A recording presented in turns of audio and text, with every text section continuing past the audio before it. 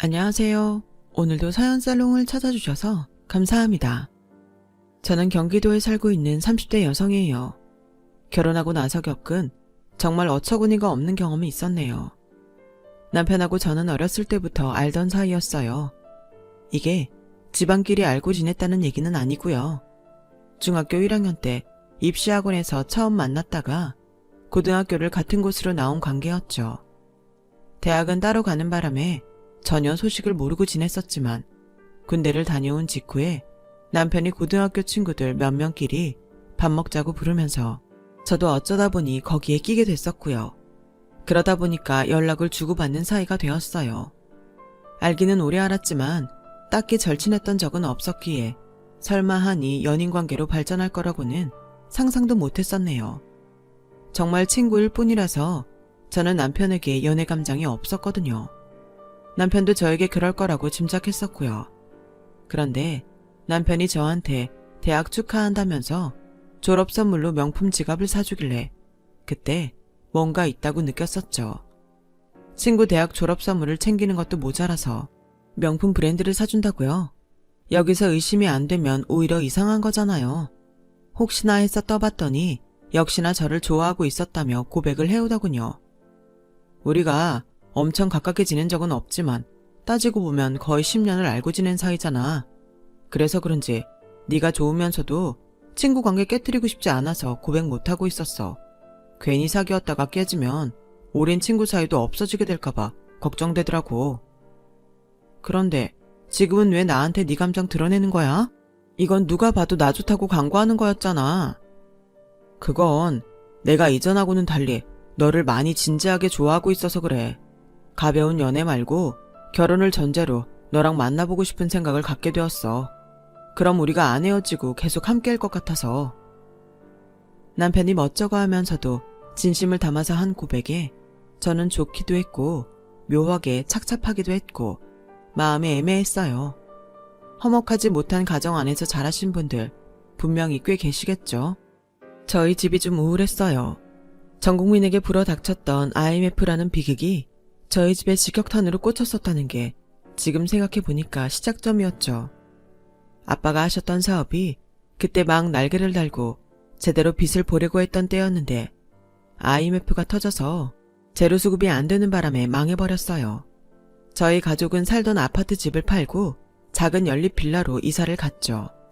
아빠는 상심을 이기지 못하시고 술독에 빠져 지내셨어요. 차라리 술만 드시는 거면 모르겠는데 행패까지 부리시고 잠적을 하시라면 끝까지 하시던지 가출하셨다가 몇 달 뒤에 나타나서 돈 찾으면 난동 부리시고 그렇다 보니까 아빠의 존재란 지긋지긋하고 징그러운 공포 같은 거였어요. 당연히 실질적으로 집안의 가장은 엄마이셨고요. 엄마는 아빠 때문에 술이라면 질색을 하는 분이었는데요. 제가 중학교 때 딱 한 번 밤에 자다가 깨서 엄마가 김치를 안주 삼아 소주를 드시는 모습을 본 적 있어요. 좁은 집, 금세 저의 기척을 느끼신 엄마가 이렇게 말씀하셨었죠.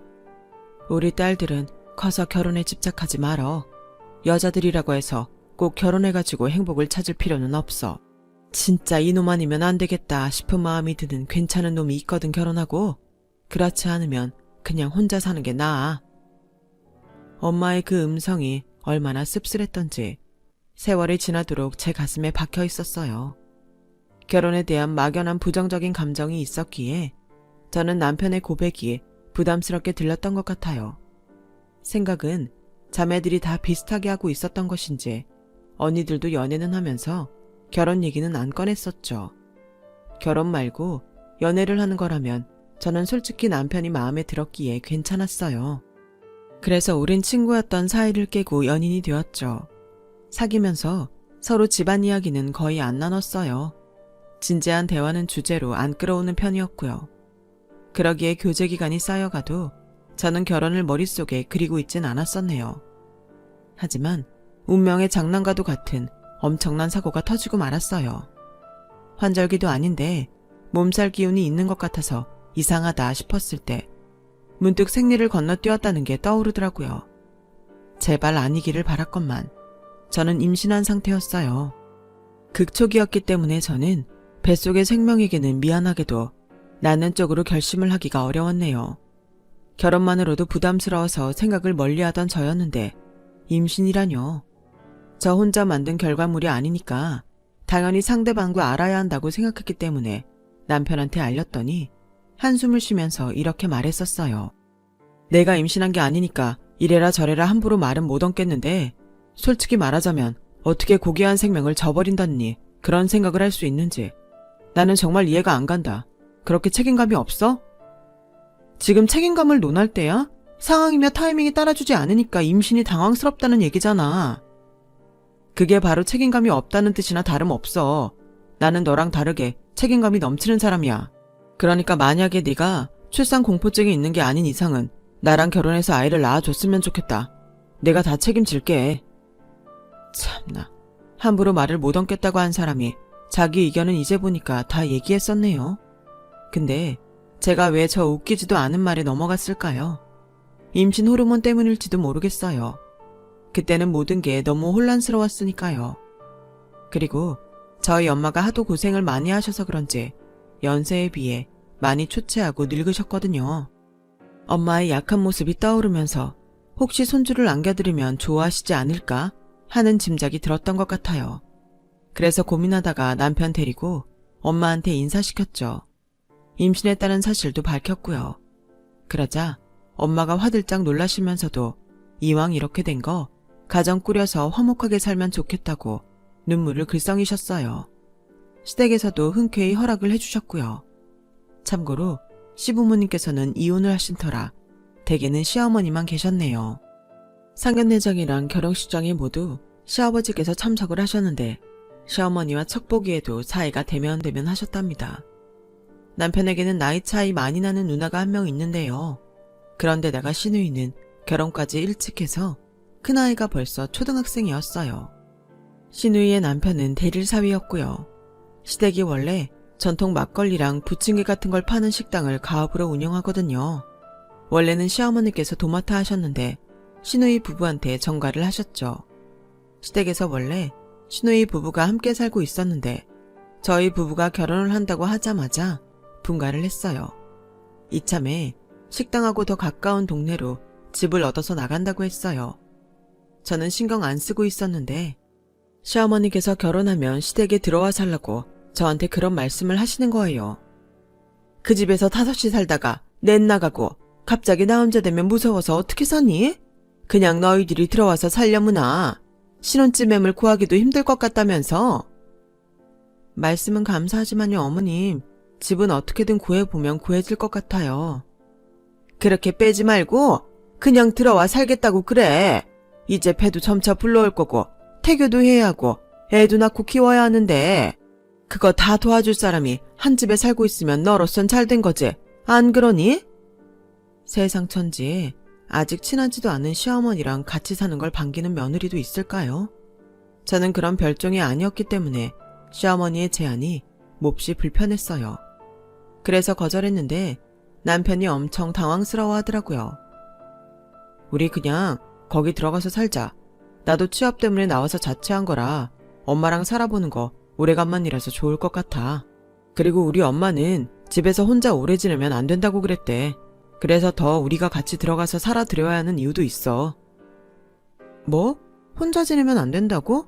대체 누가 어머님께 그런 얘기를 했다는데? 이름은 까먹었는데 어디 무슨 보살님이라더라. 아무튼 굉장히 용하신 분이라고 그러더라. 이게 뭔 귀신 신하라 까먹는 소린가 싶었어요.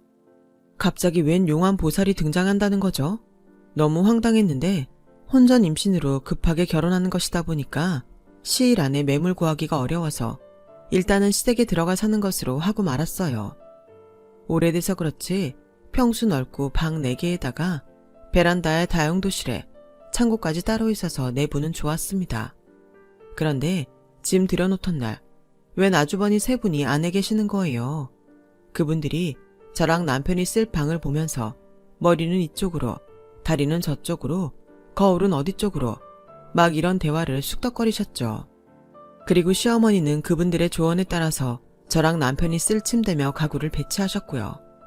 알고 보니까 시어머니께서는 미신을 신봉하는 분이셨어요. 미신 타령을 입에 달고 사셨고 정말 소름 돋았던 게 집안 구석구석에 부적이 있다는 것이었어요. 너무 당황스러웠는데 결혼식이 목전이라 정신이 없어서 캐묻지도 못하고 결혼해버렸네요. 변명을 하자면 제가 정신이 없을 만했던 게 햇수로 6년이나 연락 두절이셨던 아빠가 돌아오셨기 때문이에요. 상견례가 끝나고 나서 엄마랑 큰언니가 미친 듯이 아빠를 찾아봤었대요. 딸이 그냥 결혼하는 것도 아니고 임신을 했다는데 이런 상황에 아빠란 인간은 어디서 뭘 하고 있는지 너무 궁금해서 수소문을 해봤었대요. 그런데 정말 놀라운 건 힘들게 연락이 닿은 아빠가 오열을 하시면서 제 결혼식에 참석하고 싶다며 먼저 간청을 해오셨다는 거예요. 거절을 할 수가 없으니 저도 그 얘기 듣고 알았다고 그랬죠. 결혼식 이틀 전에 만나서 저녁 식사를 가족들끼리 했는데 얼굴이 너무 많이 상하셨더군요. 그 모습을 보니까 원망할 겨를도 없었어요. 엄마나 언니들도 표정을 보니까 저랑 같은 생각을 하고 있는 게 분명했고요. 우리 막내의 결혼식장에 내가 손을 잡고 입장할 수 있어서 다행이구나. 허락해줘서 다들 고마워. 정말 미치게 감동이야.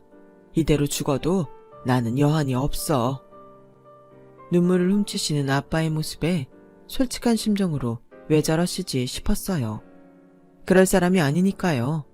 어쨌거나 아빠가 멀쩡히 참석해 주셔서 결혼식 잘 마쳤고요. 그러느라 경황이 없어서 미신하우스가 뒷전이었던 거예요. 결혼하고 나서 상당히 찜찜한 기분으로 지내다가 3주 지났을 때였나?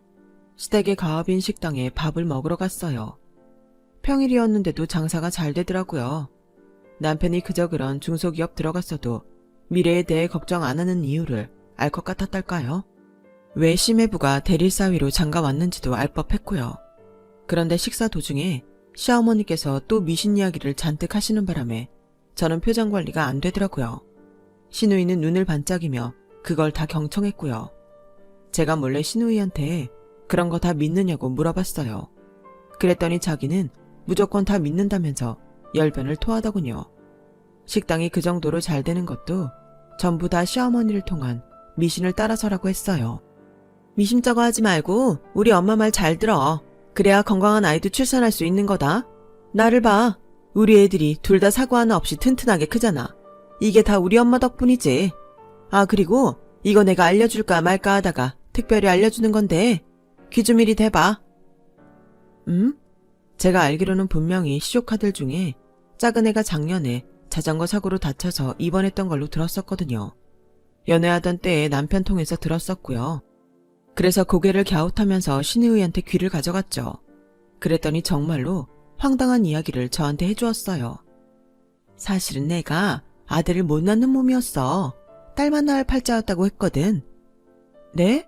하지만 둘째는 아들 낳으셨잖아요. 그래, 그게 비밀이 있었어.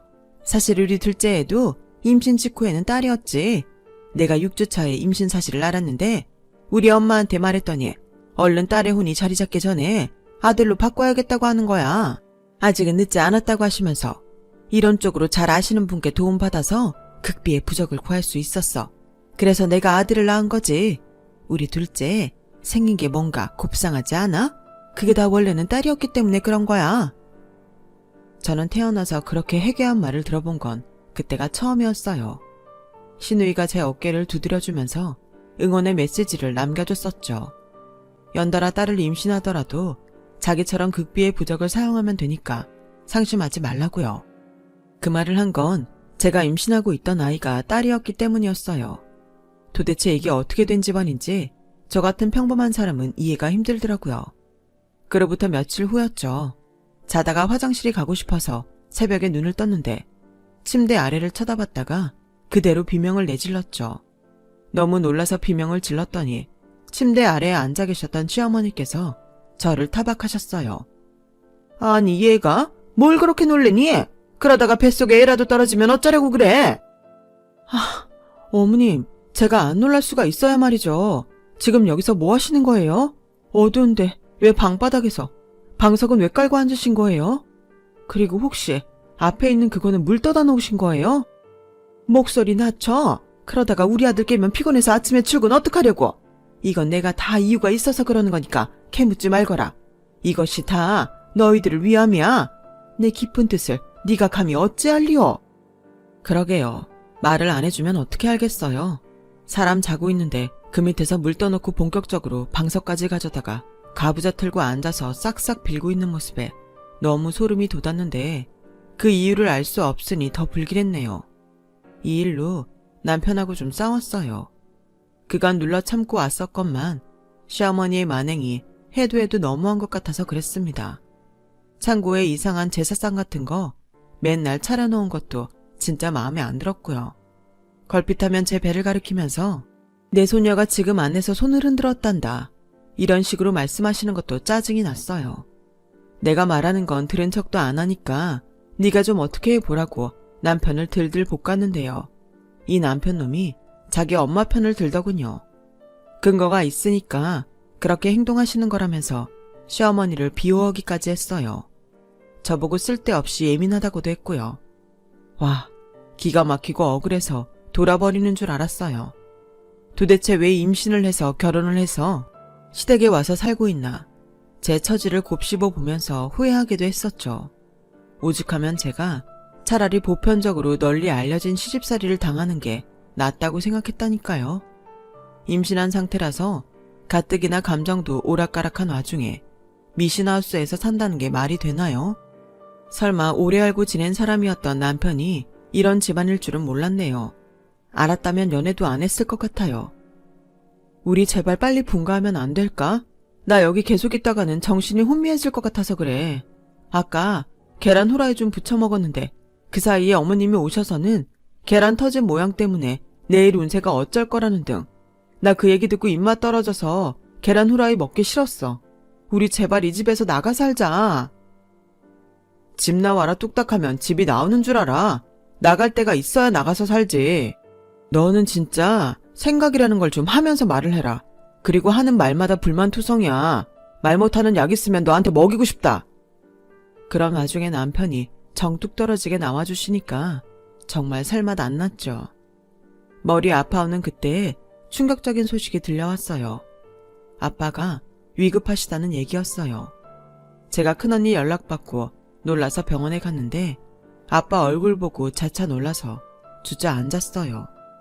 얼굴이 정말 임종을 앞두신 분처럼 생기라곤 하나도 없더라고요. 이게 대체 무슨 일이냐고 물었더니 알고 보니까 아빠는 건강이 안 좋으셔서 진작에 시한부임을 받아들이고 지내고 계셨대요. 시한부 사실을 알게 되자마자 제 결혼 소식을 접하시곤 마치 운명과도 같다 생각하셨다고 말씀해 주셨죠. 아빠에게 남은 시간은 이제 얼마 없었어요. 오늘 내일 하시는 상태였죠. 저는 아빠한테 정이 없는 줄 알았는데 눈물이 막 나오더라고요. 엄마랑 언니들도 많이 충격받아서 어찌할 바를 모르고 있었죠. 너무 정신을 놓고 있었는지 제가 집으로 오는 길에 휴대폰을 떨어뜨려서 고장이 나버렸어요. 가뜩이나 슬프고 힘 빠지는데 휴대폰까지 고장나니까 머리가 아파서 집에 오자마자 들어 누웠었고요. 당연히 같이 사는 시어머니와 남편에게도 이 사실을 전했죠. 남편이 깜짝 놀라서 얼른 저희 엄마한테 연락을 하더라고요. 그리고 시어머니께서는 제 손을 잡아주셨어요. 하늘의 부름은 듣지 못한 척 할 수도 없고 물을 수도 없는 것. 박가사돈께서 이 세상의 여정을 마치고 하늘의 부름을 받아가시는구나. 너무 슬퍼 마라. 하늘에서 고통 없이 사실 테니. 저는 그때 저를 위로해 주시는 시어머니께 감사해서 손을 꼭 붙잡고 엉엉 울었었네요. 한치 앞도 모르고 그렇게 굴었던 거예요. 이튿날 한참 늦잠을 자고 일어났는데 남편이 어디를 외출했던 것인지 그 시각에 집으로 들어오더군요. 주말이면 오전 내내 침대에 붙어있는 저 인간이 왜 오늘은 민기적거리지 않고 일찍 일어나서 외출까지 하고 온 건가 싶어서 희한했는데 그 순간 제 눈에 남편이 정장을 챙겨 입은 모습이 들어왔어요. 이 시간에 어디를 다녀온 거야? 근데 정장 입었네? 그것도 위아래 검은색? 어디 상갓집에라도 갔다 온 줄 알았어. 무심코 말이 나갔는데 남편 대답이 없더라고요. 제 시선을 피하는 게 이상하다는 생각과 동시에 본능적으로 머릿속을 스치는 무언가가 있었어요. 재빨리 휴대폰을 찾았다가 힘이 빠졌죠. 어제 고장이 난 참이었으니까요. 에이 설마 말도 안 되는 소리인 건 아는데 지금 다녀온 것이 우리 아빠 장례식인 건 아니겠지? 내가 지금 억측하는 거겠지? 왜 대답이 없고 나를 쳐다보지를 않아? 안 되겠어. 내가 그냥 바로 병원에 가봐야겠다. 가서 아빠를 뵈면 되니까. 소용없어. 그게 왜냐면 장인어른 이미 돌아가셨으니까 새벽에 진작 연락이 왔었어. 뭐? 아빠가 정말로 돌아가셨다고? 게다가 연락이 왔었다고? 그럼 왜 나한테 말을 안 했어? 당연히 바로 나한테 알렸어야지. 나도 그러려고 했는데 새벽 2시였고 너 곤히 자고 있는데 어떻게 그래? 차마 깨울 수가 없더라. 미쳤어. 자고 있는 내 뺨을 쳐서라도 너는 날 깨웠어야 돼. 지금 벌써 점심때인데 너무 늦어버렸잖아. 전화 받자마자 나 안 깨운 건 백반양보해서 그렇다고 쳐. 어떻게 너는 이 시간까지 아무렇지도 않게 날 안 깨워? 지금까지 나 늦잠 자는 거 뻔히 보고 있으면서? 너무 분하고 허망하고 남편에게 실망스러워서 화를 냈어요. 전날부터 숨 쉴 때 불편했는데 진짜 숨이 턱턱 막혀오는 느낌이었죠. 남편은 저에게 대꾸도 못하고선 고개를 푹 숙였고요. 저는 다 필요 없으니까 당장 출발하겠다고 했어요. 그때까지만 해도 아빠의 부고가 너무 갑작스러워서 정신이 없었던 데다가 당연히 남편이 저를 데리러 장례식장에서 집으로 들른 줄 알고 판단했었거든요. 그렇게 지끈거리는 머리 부여잡고 나갈 준비를 하려고 들자마자 저를 향해 다가온 시어머니와 마주쳤어요. 내가 우리 아들한테 너 깨우지 말라고 그랬다. 내가 그랬어. 우리 아들은 죄가 없어.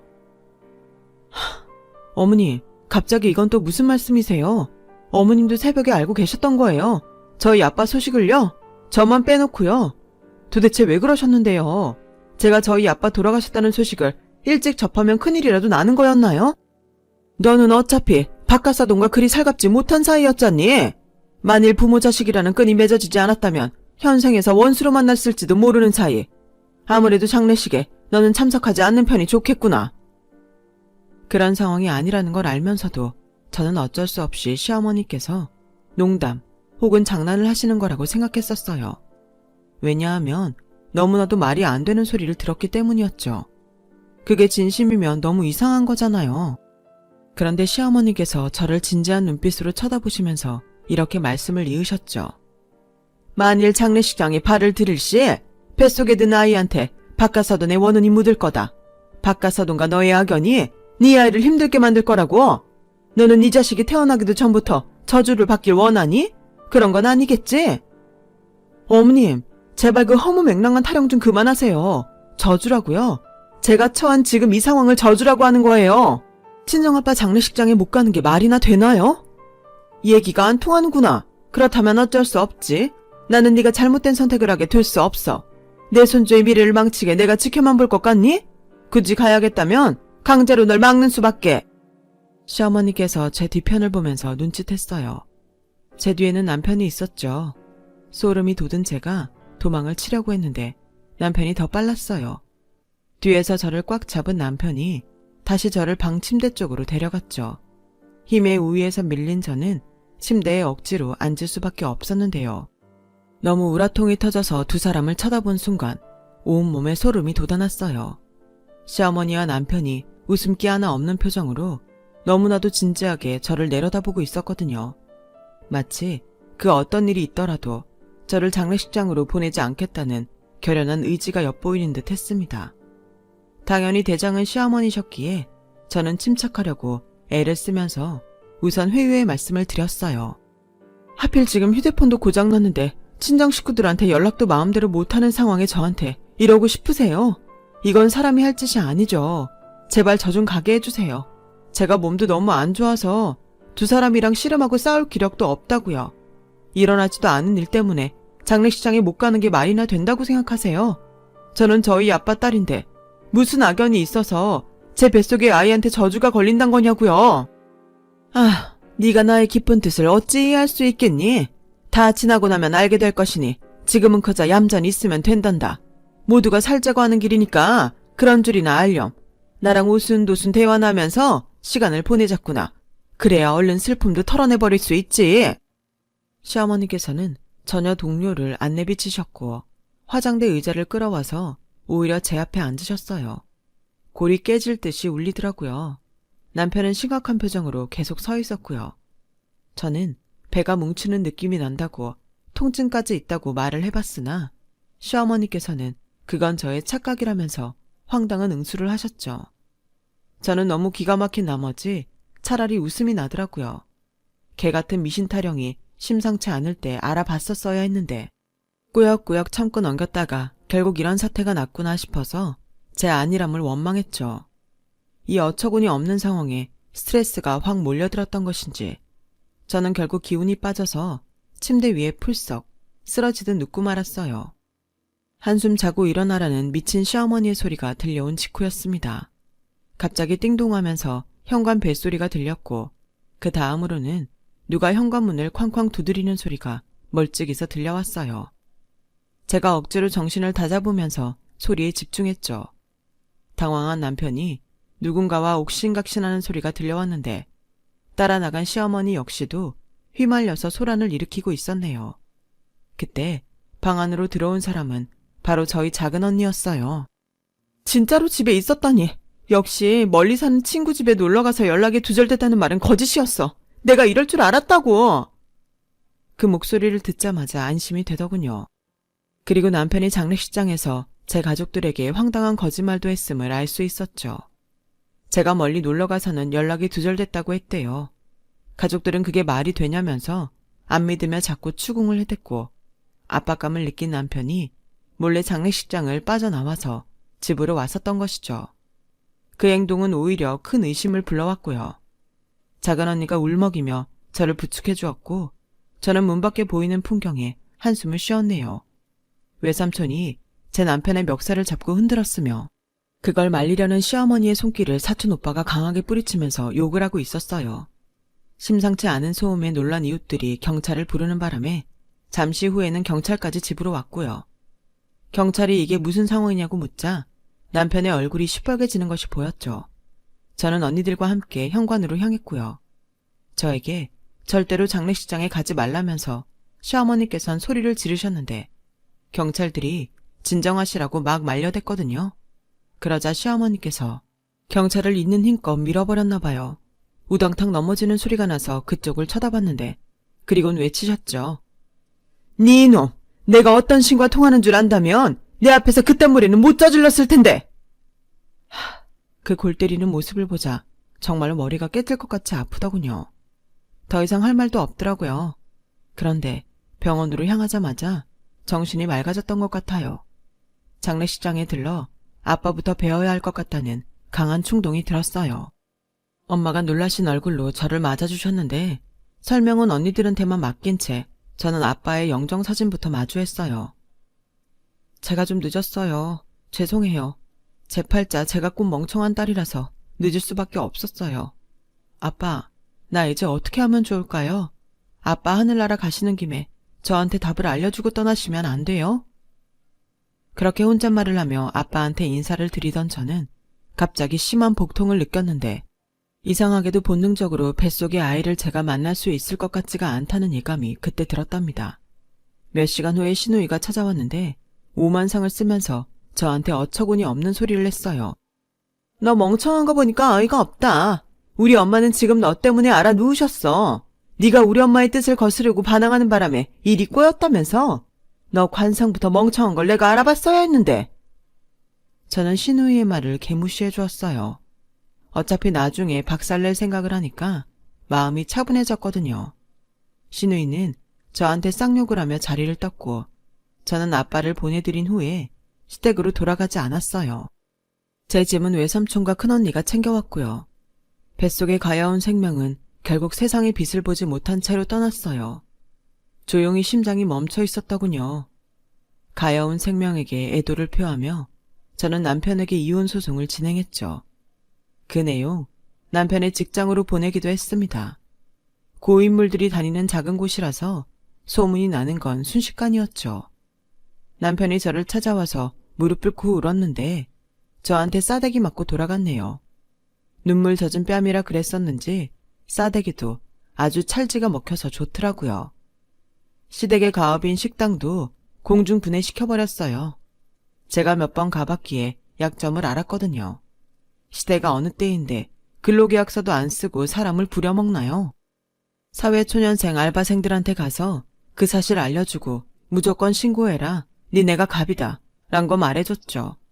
그리고 전통주 취급하는 곳이라서 오히려 신분증 검사에 느긋했던 점을 이용해서 미성년자를 손님으로 받은 것 같다고 몇 번 신고를 넣었어요. 그런데 정말로 걸렸더군요. 식당 영업정지 당했고 네이버 지역 카페에다가 시댁의 만행을 쫙 쳤고 그 가족이 운영하는 식당이 있다면서 상호명은 공개 안 했으나 유추 가능하도록 했어요. 그 글은 이틀 뒤에 삭제당했지만 충분히 퍼진 뒤였고 난리가 났어요.